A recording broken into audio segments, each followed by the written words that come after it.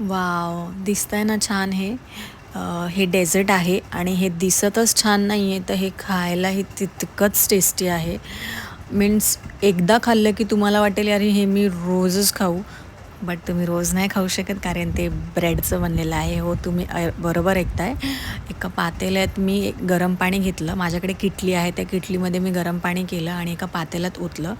तर in short me chocolate गरम करते डबल बॉइलिंग मेथडने. हे बघा लगेचच 1 सेकंडमध्ये कसं चॉकलेट मेल्ट व्हायला लागलं.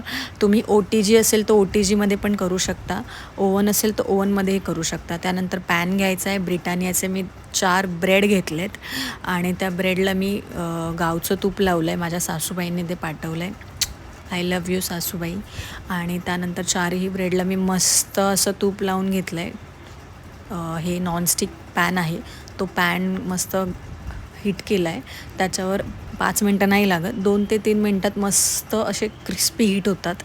म्हणजे कडक होतात मस्त. उलटून पालटून तुम्हाला ब्रेड गरम करायचे, आवाज येत असेल. त्यानंतर बघू शकता चॉकलेट किती मस्त मेल्ट झालं आहे आणि ते चॉकलेट फक्त तुम्हाला ब्रेडवर लावत जायचं आहे, एकावर एक ब्रेड ठेवत जायचं आहे. आणि ही डबल बॉइलिंग मेथड ही सगळ्यात इझी पद्धत आहे चॉकलेट मेल्ट करण्याची. डायरेक्ट गॅसवर चॉकलेट मेल्ट करायला जाऊ नका. चॉकलेट जळून जाईल आणि बिलकुलही अशा पद्धतीने मेल्ट होणार नाही. आणि हे पण मी होल व्हीट ब्रेड घेतले आहेत आणि जर खायचंच आहे तर चांगलं खा. कॅलरीज इंटेक कमी करा आणि प्रोटीन जास्त घ्या, पण कधीतरी आपण असं काहीतरी खाऊ शकतो.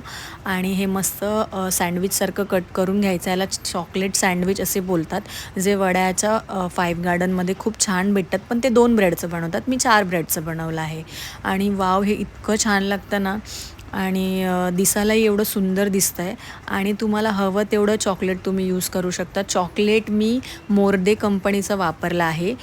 एक पॅकेट येतं 500 ग्रामचं, त्यातलं एक स्लाईस घेतला आहे फक्त मी.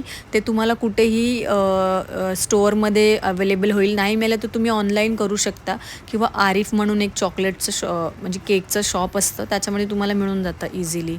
आणि मला कमी वाटलं म्हणून मी भरभरून अजून चॉकलेट त्याच्यावर टाकलं आणि माझ्या हस्बंडलाही दिलं.